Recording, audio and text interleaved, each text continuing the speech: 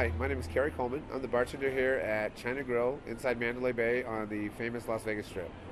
Today we're going to learn how to make lime mix for the margaritas. We're going to start off.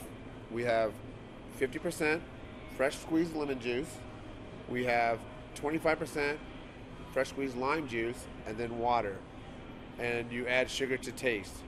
You want to try to keep the proper balance of sweet and tart.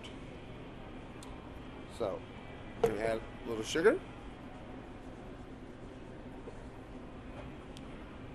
Going to add our lime juice. Lemon. And our water.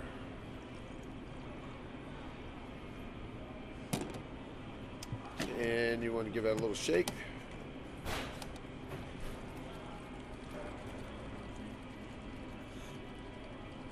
And there you have it. How to make lime mix for a margarita. Again, my name is Kerry Coleman. Stop by China Grill. I'll be happy to make you a delicious margarita.